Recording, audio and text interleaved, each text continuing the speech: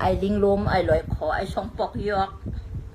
ขลัดกว่าเย้าเนี่ยคำถ่อมสุดน่ะนะป้าจืมย่าจิงกูกำป้าจือฮากูกำมันเนาะเฮ็ดสังล้านวนปั่นแห้งRCSSแน่ประวัมใครอยู่นาตีโคเขียวก็ให้มาอยู่นะนาตีคนไรแหละมาเฮ็ดชึกคนไรแหละเนี่ยโลไรเจ้าเฮ็ดโลไรเจ้าเฮ็ดซึกมีตีน้ำเจอใครเฮ็ดก้อยเปิ้นใครเฮ็ดไหนไรโตก้อยมันไรเจอผักถึงไว้มาไอลิงลุ่มไอลอยคอไปเข้ามานะมึงใครเนี่ยก็ไรลัดนะใครไปก็ตั้งเลยก็ไปเอากังเจอคนเมืองก้อยคนเมืองใครเฮ็ดซึกเนี่ยก็เอากังเจอเปิ้นก้อยใครเฮ็ดซึกเนี่ยก็เอากังเจอเปิ้นก้อยมาเฮ็ดได้มาเฮ็ดซึกคนไรจะว่าเปิ้นใครเฮ็ดเนี่ยไล่ตัวไล่เจอเปิ้นมีน้ำเจอตาเด็กใครเฮ็ดเปิ้นก็มวนเปียววันจะอยู่นะซึกปาตีมาชงจึงใต้นั่นน่ะไล่กว่าตัวมันหลายๆก้อยเจอห้ามไล่นะไอลิงล้มไอลอยขอว่านะ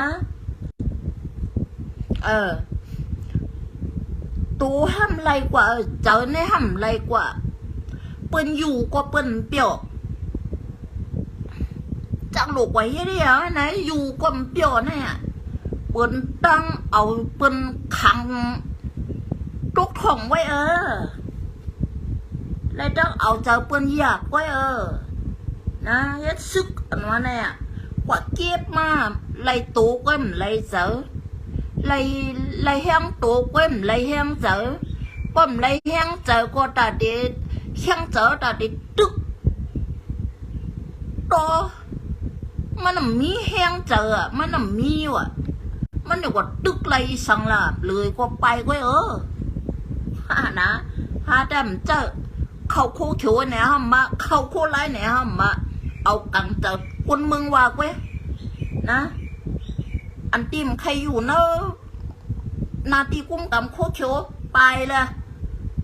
ใครไปก็อยู่ก็แล้วก็ไปละใครไปมาอยู่ตั้งไผ่คนไรก็ไปใครไปกว่าเมืองมหาเจ็ดฉียุนก็ไปละอันว่าไป8 วันเมืองหวังว่าไป8 วันเมืองไป8 ตีลินเฮาเอาเปิ้นมาอยู่ก้วยเปิ้นได้หมักกว้างกวยสิลูกเปิ้นไล่ตีลินกว่าฮีกวยผีน่ะกวยหมักกว้างผีน่ะวันมาแน่กวยหมักกว้างชูติดกวยนะอันเปิ้นคนมาอยู่หันนั้นหมักกวยผีน่ะกวยนะไอลิงลุ่มไอเหลือขอกับผักถึงให้เมื่อที่เมื่อลานนั่นน่ะผีในกวยมากองจิ้นย้ำเต็มกูสัมเสียนเปิงเขากวยกูเมียเต็มก้นก็กวยเต็มหมักกองจิ้นย้ำก็กวยนะป้อมขึ้นก็กวยอันเปิ้นเตี้ยเขวหวยนั่นน่ะเปิ้นไล่กว่าตีนาตีดีลินเปิ้นไล่ชุดที่ผีเฮ็ดปั๊มเยารู้นะเปิ้นนั่นกวยเรามากว้างเปิ้นกวนเปิ้นก็มกวยกวนผีกวยกวยอย่าไปยื้อตั้งหลังอย่าไปยื้อชูยื้อแห้งตั้งหลังนะอย่าไปยื้อยื้อในหน้ากวยเปิ้นเนี่ยมากองจิ้นย่ำไล่เสียงเปิ้นไล่นาตีลิ้นผีกวยตังปะเนาล้วนเหมือนแน่ นะผีกวยตังเปิ้นนะไอลอยขอไอเลี้ยงรวมนะวันเหมือนไหนเขากวยปันเปิ้นเย้าเปิ้นแน่มกวยอันว่าเมื่อไกลนะอันนั้นแม่จริงในย่ามือย่าเก่าไอ้กำจื้อเก่าก็รัดอันชื่อมันเก่าเปิ้นความชื่อก็ถ่อมหยาบนะเปิ้นรัดอันชื่อมันก็ห้ามถ่อมหยาบ นะหลูไรลาดอันกวดอ่ะกวนตายให้ในหลูไรลาดอันกวดก็ยังเดี๋ยวไรถ่อมง่ายเพื่ออันชื่อในมันชื่อป้นอะไรมันถ่อมยากเปลี่ยนอันว่าย่ามึงเปลี่ยนอันว่าเก้าไอ้ลิงลมไอ้ลอยคอเต็มเก้าลือไปมันก็ในลือปีสังเต็มหัว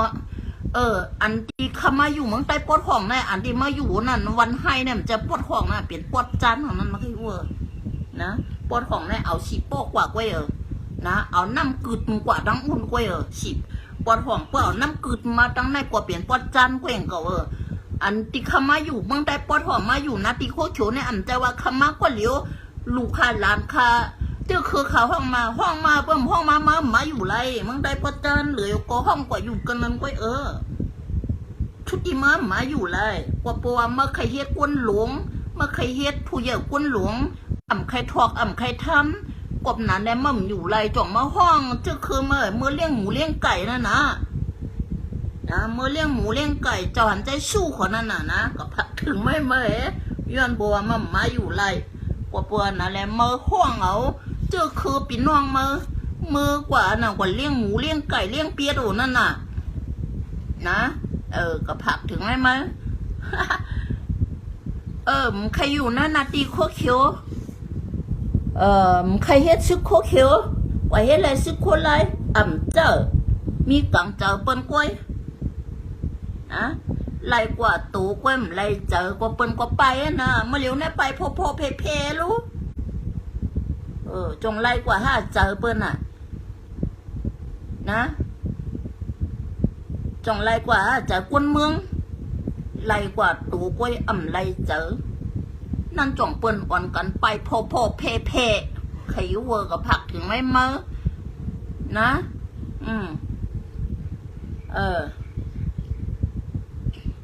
อันเมื่อวานนั่นน่ะเข็ดตะเหลียวเนี่ยจะว่าเบียกจะว่าจีย่อมจะว่าปื้อเหตุว่าย่อกุยกับคนไรเนี่ยมันตึกปื้อปื้อหลังเนี่ยนะปื้ออยู่ตึกปื้ออยู่ไปตั้งอยู่ไรขี่รถขี่ก้าวในFPPเขาโคเขียวเขาอันเมื่อวานนั้นก็เมียนอยู่นะย้อนเปว่าสีเนี่ยจะว่าเป็นขี้ข้าเปิ้นห้องเปิ้นมาโลจอมห้องเปิ้นมาอยู่จอมแล้วเขาก็มีรถมีกาตาเตะขี่บึ้นเตอบึ้นเนอะห้อยเตอห้อยเนอะเขาออกเวียงเขาเวียงเขากว่าไรนะอันว่าเฮ็ดเป็นเช่นตาสายตาเตเมื่อเหลียวเนี่ยเปิ้นเปื้อเปิ้นขี่รถขี่กามีล้อโบยเปิ้นขี่รถขี่กาขี่FPP เขาแต่ย้อนเปว่าเอาเปิ้นมากุมกำเอาเปิ้นมาเฮ็ดเอาเปิ้นมาเฮ็ดเจ้าเขาไม่เป็นขี่ข้าวเปิ้นแนวก็โลเปิ้นอะไรขี่รถขี่กันก็จมน่ะมาเฮ้ยในนั้นนะเสียนให้นั้นน่ะย้อนเปว่าเฮ็ดขี้ข้าเปิ้นย้อนเปเฮ็ดควันเต้าเปิ้นนะไรขี้โลดกาสีดำไรขี้เปิ้นหลังกวยนะฝากถึงไว้เมื่ออันดีเมื่อลาดันก็เจออยู่ขี่อยู่นะขี่ก้านะย้อนเปว่าเป็นขี้ข้าเปิ้นย่อวันเมื่อไหนเปิ้นเจอจื่อก็กะไรเฮ็ดเปิ้นขี่เปิ้นเจ้าขี่ก้าก็กะไรขี่เปิ้นเจ้าไปตินก็กะไรไปเปิ้นเจ้านอนก็กะไรนอนเปิ้นเจ้าลูกก็กะไรลูกเปิ้นเจ้านั่งก็กะไรนั่งย้อนเปว่าความสั่งมีไผบนความสั่งเปิ้นสูในมีอาณาจ่าอีสั่งเฮเมียวว่าเปวันนั้นแหละเลยขี่รถขี่ก้าย้อนเปว่าอาณามีที่เปิ้นว่าเปิ้นเจ้าขี่สูก็กะไรขี่ว่าเป็นเจ้าสูไปตั้งสูโกติไลไปตั้งในกวยนะอันน่าสูตั้มมีกว้างมีอย่างไอ้สังวันเหมือนไหนเมื่อว่าอันที่เมื่อลาดอยู่นั่นว่าเก่าในเปลี่ยนควนยาควนเก่าควนเตาเก่ายาเก่าเตาเก่าแต่ความหัวมาวะมาในแต่เตาหากยาเก่าแต่ความหัวนะ ไล่ขี้ก้านให้หยบย่อยอขี้ก้าเขาเวียงออกเวียงนะไหนพี่ไล่ขี้ย้อนปัวเป็นขี้คาเปิ้นเป็นขี้คาเจ้าเปิ้นมันเหมือนไหนย้อนปัวว่าอันไปพอเพนั่นเฮาอ่ำเฮ็ดบันตาเจอคือเฮาอ่ำเฮ็ดบันตาป่อแม่กวนมึงเฮาไปขี้นิกเด็กติ๋งป่อแม่กวนมึงเห็นเลยอ่ำใครเฮ็ดแลไปกันเนอะนะไปหาไปกว่าเฮ็ดการเฮ็ดงานเลี้ยงป่อเลี้ยงแม่ปันในมึงนี่ปัดเนี่ยเอามือยืนออกไว้ก็ผักถึงไว้มือไอ้ลิงลมไอ้ลอยคอไอ้ช่องปอกยอกนะอันมาห้องเจ้าคือพี่น้องมือกว่าในมือเลี้ยงหมูเลี้ยงไก่เลี้ยงบูเลี้ยงควายสู้ลมพรเขานั่นน่ะนะห้องมือกว่ามือนี่แหละย้อนปัวมาอยู่ไรตีเมืองไตปวดจันเวียงหลอยคอมาอยู่ไรเปิ่มาอยู่ไรก็มาอยู่เย้าย้อนเปิ่มาอยู่ไรมาเคยฉาเปิ่นนะมาเคยฉาเปิ่นเคยฉาเปิ่นเห็นแล้วมาห่ำไรเฮ็ดใครทอกใครทำจะไหนนะกบนะเนี่ยมั่มอยู่ไรจอกมาโคนหนองมือมดต่อมือมดน่ะมือเฮ็ดเปลี่ยนกวนเลี้ยงหมู5 ก้องเปลี่ยนกวนเลี้ยงไก่5 ก้องก็เปลี่ยนกวนผิวยาผิวยุกในนั่นน่ะมันก็มาห้ามเปลี่ยนกวนกินจังให้เลยนั่งให้เลยบางติ๊กกำโคไลว่ากำโคเขียวว่าก็มาสีเอ็ดว่าก็มาเจ้ายอดตึกว่าก็มาเจ้ายอดตึกว่าในนั่นน่ะมันก็บังให้ไหนน้องวันนะมาความหลุนนางให้เลยให้เห็นไหนป้อมเห็นไหนก็ปนว่ามันเลี้ยงเขามือนะเจ้าคือมาห้องมือก็เลี้ยวว่ามาอยู่ไรลูกจีหรือกะไรมือนะกะไรมืออยู่กันนั่นหลุดเลี้ยงหมูเนี่ยก็เลี้ยงหมูเห็นนั่นน่ะโลอ้อยไก่เนี่ยก็ปออ้อยข้าวไก่เห็นนั่นน่ะเปิ้นเฮ็ดก้นเจ้าเปิ้นก็วนนั่นน่ะนั่นแหละเงินมั่มไรทองไรทำเนี่ยไรทองไรทำมั่มไรเงินแทงมั่มไรกินจังนู้นะมั่มไรเงินเหลือนู้นะก็ผักถึงไหมมานะก็ได้ก็ละชื่อมาเนี่ยนะไอ้ลิงลมไอ้ลอยคอกำจัวเปลี่ยนกวนยาวันยาเมืองก็รัดอันชื่อมันเห็นเลยมั้งถ่อมหยาบนั่นน่ะเมื่อก่อนนะก็รัดอันชื่อมั้งถ่อมหยาบเนาะ เฮ็ดปันเชนตาใช้ตังเฮ็ดปันก็เลี้ยวว่าเฮ็ดก็นะผีก็ติกว่าก้นก็ติกว่านะอันยุบอันยับก็ติกว่าอะไรกูเจอกูเปิงไปเฮ็ดเชนตาใช้ตังแน่นะก็ลีอยู่สุโกติไลกาหยบยอขี้ก้านให้บือเตอบือเนื้อนั่นน่ะมันก็จะไหนนั่นน่ะนะอันเปลี่ยนเมี้ยวในกวยหนังเก่าเยาไอ้ลิงลมไอ้ลอยคอไอ้ช่องปอกยอกเลยนะอันเมื่อว่าแต่เหลียวในเขตเปิ่มมีอาสีจึกเปิ่อยู่ตั้งหลังกว่าปัวคำไรขี่รถขี่ก้ากว่าปัวเขากวนนักคูนเวียงไรนะเขากวนนักคูนเวียงไรเขาก็ไรขี่เขาก็ไรโป้จีหลังเนี่ยถุงเปื้อนนะถุงเปื้อนให้กว้างให้แบกให้ก็เปลี่ยนสายจำห้อยจำลอยนั่นน่ะพี่ห้ามขี่ก้านให้หยบเยอะจมตังนั่นน่ะเปลี่ยนไหนมันกว่ากันขี่คาเปิ้นเนี่ยมันจะเป็นขี่คาเปิ้นเนี่ยมันกว่ากันจังไหนเปิ้นขี่คาเปิ้นเนี่ยเปิ้นเจ้าจื่อโกกันไรเฮ็ดนะก็ผักถึงไว้ไหมย้อนเปิ้นว่าเป็นซึกขี่คาเปิ้นเจ้าหังโกกันไรเฮ็ดไปกว่าเมืองไทยไปกว่าตีนในเปิ้นเนี่ยหมักกว้างไล่หลานเฮห่วยเปิ้นไล่นาตีเหรียญตีหลานแน่พี่เพียวหลานปะนั่นลูกพี่เพียวยื้อปะนั่นลูกกวนเนี่ยพี่เพียวกดไตตังปันเปิ้นนั่นลูกเฮียงมันเปิ้นหีเชียงละมากว้างมาเชียงพี่เพียวกดไตตังเปิ้นเยอะลูกน้องปอกไปมันเอากดไตตังเปิ้นเยอะคุยกับกวนหลุงมันหูผลหูซ่านั่นตายลูกป้าช่างมันตายหูผลหูซ่ามันนั่นตายอันลูกน้องปองไปมันเนี่ยอันยมหูคิวหูโตดเนี่ยเจ้ากว่าโกกาอะไรกว่านะ อันหูหวนหูซ่านั่นน่ะแน่อันตายหลูกป้าช่างหลูกเป้าหลูกเจ้านะ เปิ้นก็ไปจะย้อนเปว่าเขาเปลี่ยนขี้ข้าเปิ้นกุ้ยอันกินอันเยี่ยมอันหนึ่งอันไวอันกว่าอันไปอันกินอันนอนเหมือนเปิ้นย้อนเปว่าไตเขาแน่เปิ้นขี้นิดติดติ๋งนะเขาก็หอบเปิ้นมา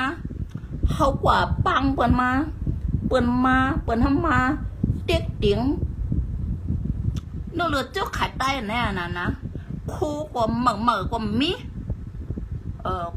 เพราะว่ากว่าจ้อมกันได้อันตีสูก็ห้องเปิ้นมานั่นน่ะคู่เปิ้นติเหม่อนะอันเป็นลูกเม็ดได้เนี่ยเห็นหมองซานะอันกินก็เย้าอ่ะนะอันกินในใต้เขาในอะไรกินบีกล้วยอันเปิ้นได้กินเนื้อโบเนื้อไก่เนื้อหมูตั้งเนื้อใต้เขาในติอะไรมาหุงกินบีกล้วยอ่ะนะใครหัวซึกในผีเนี่ยวันเหมือนไหนเดี๋ยวว่ากำพูเนี่ยให้ไอ้ลิงลมไอ้ลอยขอกว่าแล้วกว่าหาพักหายือเลยอันตีสูกว่าหอบเปิ้นมานั่นน่ะกว่าปังเปิ้นมานั่นน่ะเจ้าศึกตายเขาลูกแม่ตายในกว่าหาพักหายือกว่าไรมาบีกล้วยห้ากว่าไรมาพักหานห้านะมาเขาคาไรมาอันไหนบีกล้วยตาสูกินเนี่ยหุงกินแน่เขาได้ลูกกินเนื้อโบตั้งกัดคุยเมืองกึ่งมันนะก็พากถึงไอ้มาไอ้ดิ้งรวมไอ้ลอยคอนะอันในหลวงเต้มันนะไหนนะเข้ากินบีกล้วยได้ชูกินแน่เข้าลูกกินเนื้อโบนะ3 ก้อนนั่นเข่งขึ้นยิ้วตายไปเปิ้นเห็นตั้ง3 ก้อนตายไหนตายนะตายลูกแม่ตายเปิ้นยิ้วตายไป3 ก้อนกว่านะตั้งกัดพุยนั่นนะย้อนเปิ้นว่าอันกินเหมือนกันอันกินอันย่ำเหมือนกันก็พักถูกไอ้เมื่อนั่งตีเดียวเมื่อลาลงดิ๊กนะอันสูก็หอบเปิ้นมานั่นน่ะสูก็ปังเปิ้นมานั่นน่ะเปิ้นใจชึกไตเขาเนี่ยกว่าหาพักหาเยอะไรมาบีกล้วยพักหาว่ะมันลังว่ะมาใครหัวมาเดี๋ยวมาเฮ็ดเลี้ยงกันว่ะเข้ากินพวกเราพักเนี่ยไหนสูกินแน่หิวกินแน่กินกล้วยสูแหละเข้าลูกกินเนื้อโบเนี่ยแห้งละเขาก็ลูกได้กินเบิ่นกันเนี่ยเข่งขึ้นหน่อยไหนเอากองตะไป3 ก้อนตายก็เหลียวตายย้อนเปว่าอันกินเหมือนกันไถหัวมันควายชาหมกนั่นผากถึงไอ้เมื่อไอ้ดิลมไอ้ลอยคอนะย้อนเปว่านั้นเปิ้นนำใครอยู่อันกินมันเพ่งกันอันอยู่เพ่งกันย้อนเปว่าหัวเป่ากวนหลวงน่ะจอกตรงมาจ่าพูนว่านั่นน่ะสอกองนอกมาจ่าพูนว่าผีวันไทยแน่น่ะนะย้อนเปว่าสอกตรงมาจ่าแน่หลู่จีบ่ว่าไหนเฮียนะลูกแง่เราป้ามันตีบูลูกแง่มาตีบูลูกจีคองจีในลูกสอกตรงมาจ่าเราไอ้จำเราตีลูกแง่ตกข่ายอกเนี่ยไอ้เชิงมาอะคู่นะดังกัดพุยมัน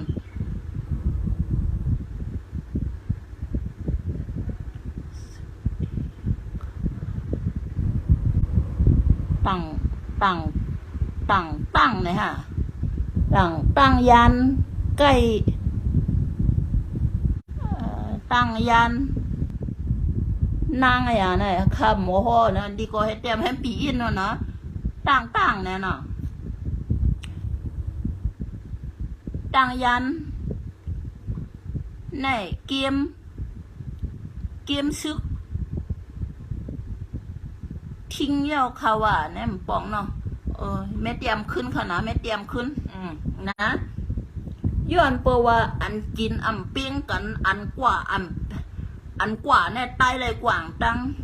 อันกินเนี่ยไตในซึกไตเนี่ยอะไรกินเหมือนเปิ้นใครหู้ก่อนนะเปิ้นอะไรกินเนื้อหมูเนื้อโบเนื้อควายอันลีอันหวานย้อนเปเอากว่าปังเปิ้นมาตั้งยันนั่นน่ะ เก็บซึกเทียงยาวในเขาว่านั่นเก็บติ๊กนั่นนะตั้งยาเนาะเก็บแต่เหลียวไปก่อนนะพอเพบ้านเพื่อห้ามนะ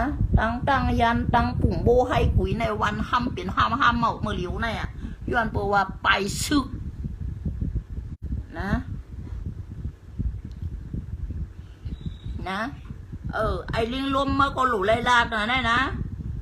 ไปลองสั่งซึกแน่ย้อนเปอันกินอ่ำเบินกันย้อนเปว่าตั้งเฮ็ดอ่ำเบินนะย้อนเปว่าตุกข้าเจอนะจ่องเปิ้นไปไล่ตัวแหลมไล่เจอก็เปิ้นไปมาเคยหัวนะผักถึงไม่เมื่อยนะย้อนเปิดเขากว่าห้องเปิดมาย้อนเปิดเขากว่าปังเปิดมาเขากว่าปังเปิดมาเขากว่าห้องเปิดมาเปิดออกมาหนึ่งคู่เขาเปิดเฮ็ดฉางกว่าเปิดพิษหรอแอดผีในพิษเต็มตีใครหู้ก่อนนะมาว่าหมักกองจินยำเปิดอำไรเสียงเหแกนเปิดไรนาตีหลีนกว่าไรย้อนเปิดว่าไตเขาในกว่าไตตังปันเยี่ยวน่ะอย่างมันไรไอหูขอเมืองฮาเมื่อไรนะเปิ้นไรกว่านะย้อนประวัติไตเขาในกว่าไตตังปันเย้านะไตตังไตหลายเพียนดินมึงไตแน่มไรตายบันเปิ้นหลายเปิ้นแน่น่ะนางให้สั่นใครกินเนื้อหมูใครกินปลาใครกินอย่างมีกูเมียวซึกตายเขาในอะไรอยู่ดังโนให้เปิ้ลกินในอะไรกินอันผิดอันจังมาเคยหัวนะก็ผักถึงไม่มาไหนกำจัวก็ลันเลียดได้ไหนอันเต้มันไหนนะกำจัวขายจื้อขายเชียงยังก็ลัดว่ามันหมันเมียนมันก้อยนะไอ้หูโขมึงห้ำมาว้าวเขาดิป้าจื้อเขากูกำเนาะเมื่อก่อนกูก็ว่าดอกก็ได้ก็ทราบอันชื่อกับหมอนางว่าอันไหนอันนี้อันนอลาดปลาแทงคนแหงกันยันเมืองกว่าชื่อตีลินนั่นเองเงือเนี่ยปลามาเคยหัวนะเองเงือเนี่ยปลาก็ผักถึงไว้มามันดาวหลุมมาลาดปลาเป็นซุ้มของเงินของเปิ้ลนะตั้งมาใครเซ่ล่างตั้งมาใครว่าล่างนะเปิดมาออกเข่าไปได้เป็นตื้อตั้งตีเมื่อลาดดีเลี้ยวก็ไม่ได้นั่นนางเงือเนี่ยปลามาใครหัวนะอันตีมาหาแลนกินเปิ้ลหนูนะมึงใครแน่นางเงือเนี่ยปลากว่าจอมมือเงินนะ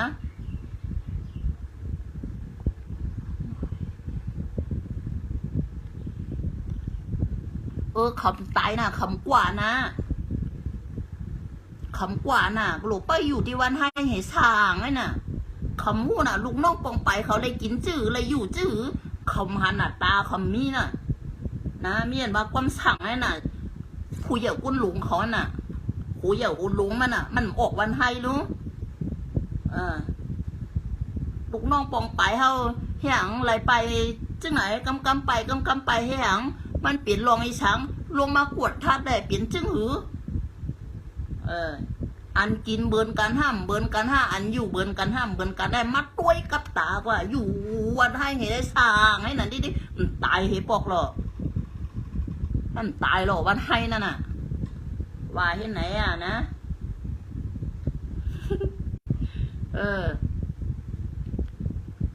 วันมาบาปเสือหูกำแม่เนาะ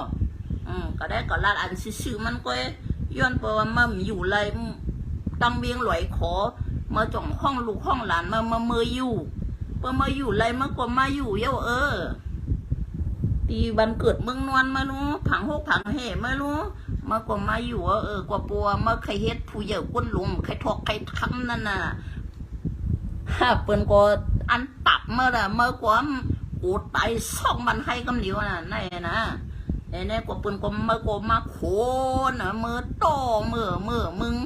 อยู่มือเลี้ยงหมูเลี้ยงไก่เลี้ยงเป็นขี้คา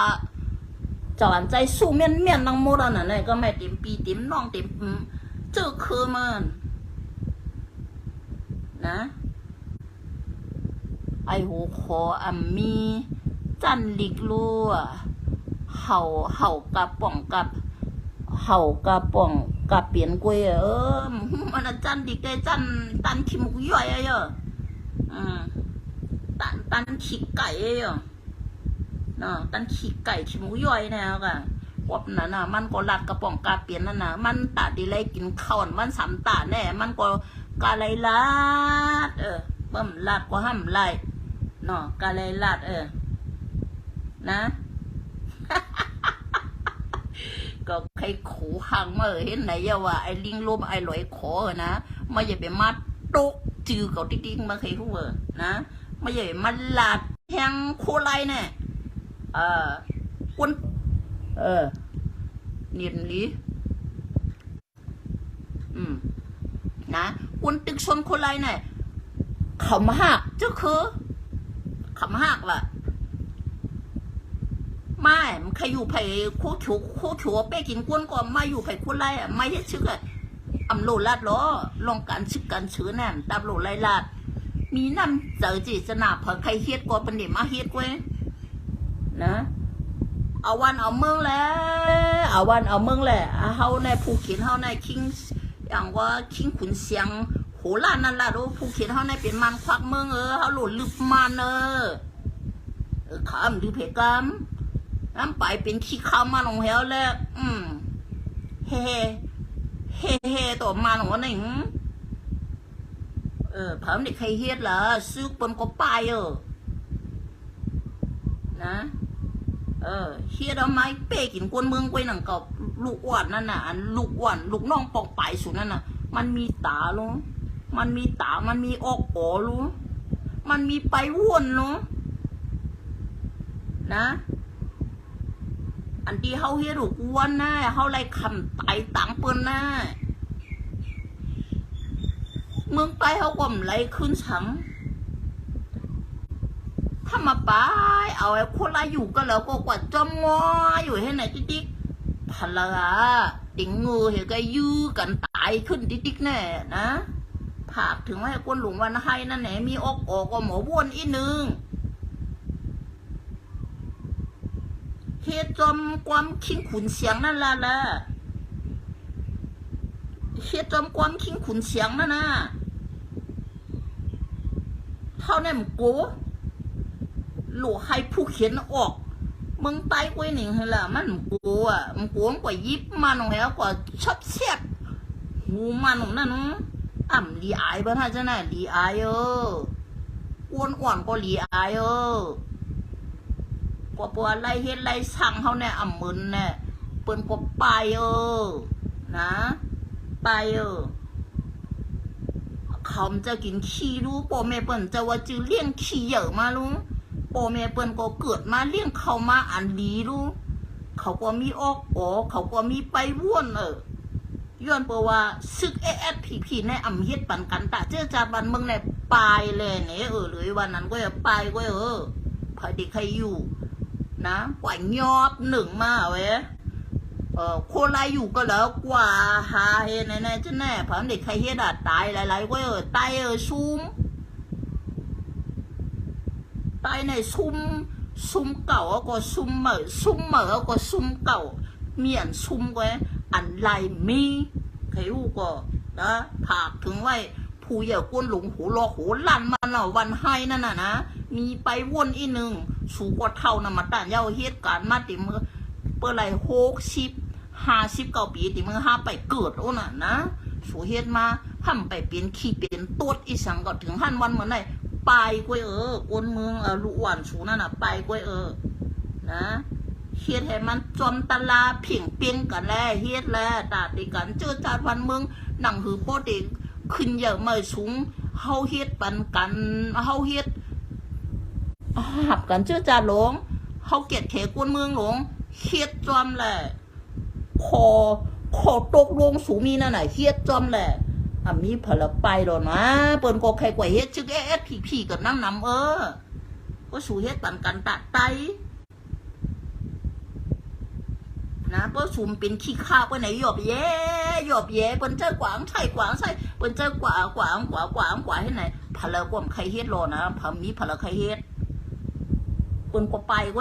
ไปกันน่ะเก็บก็ไปกันน่ะตั้งมึงเหยียนก็ไปมึงเปื้อเหยียนน่ะเก็บปวดติ๊กชึกนะตั้งปุ่งกูให้กุยเนี่ยก็ไปกันมึงเปื้อคำบันเปื้อคำเนี่ยว่าย้อนไปลงหายย้อนไปกูไรเฮ็ดซึกเนี่ย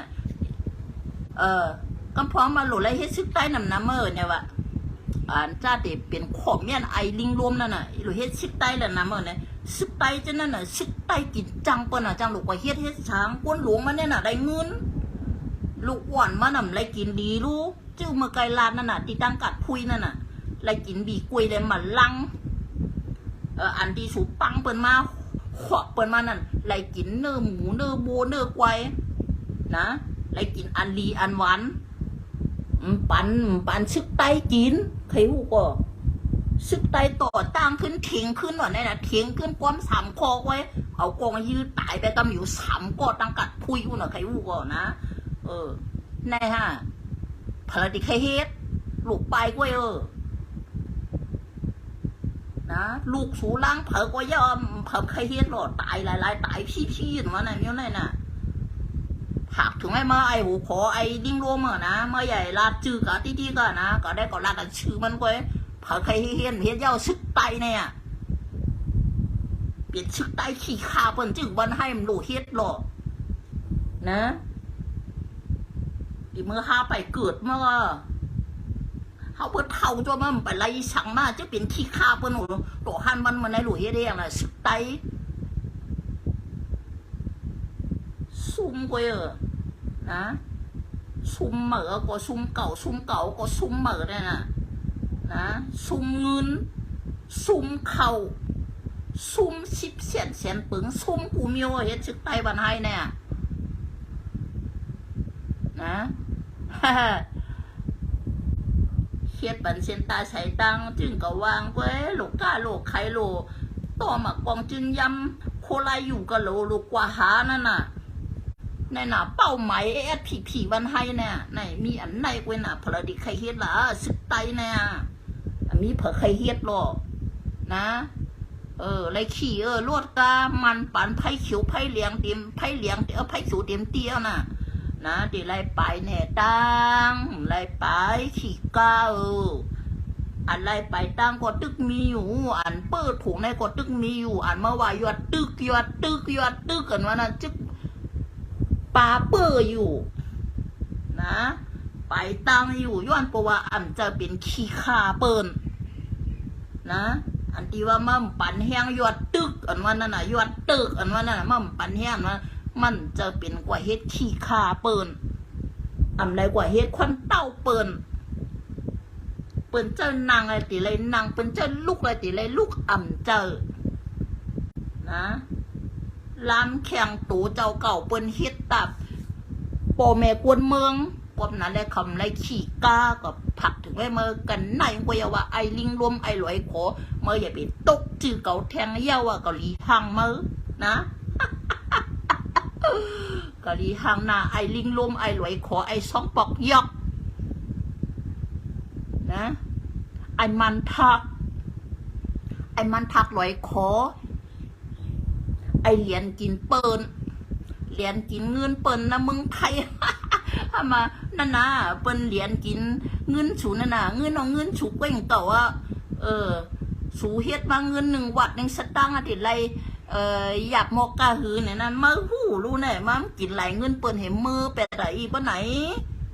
มาหู้วันนั้นมัมกินไหลเงินแห้งกันยันเมืองมัมส่องไปเปิ้นให้หายปะไหนมัมใส่ขึ้นเปิ้น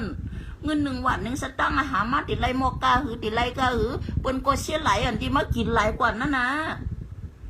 เปิ้นก็เสียไหลกวยกาเงินนั่นน่ะนั่งเงือเนี่ยป้านะนะป้าเปิ้นห้องน่ะมาแล้วมาเขาจำนะก่อห่มช้างเขาแหละนางเงือเนี่ยกว่านะผักถึงไม่เมื่อยไอ้ลิงร่วมอร่อยขอไอ้ช่องปอกยอกไอ้มันผักนะ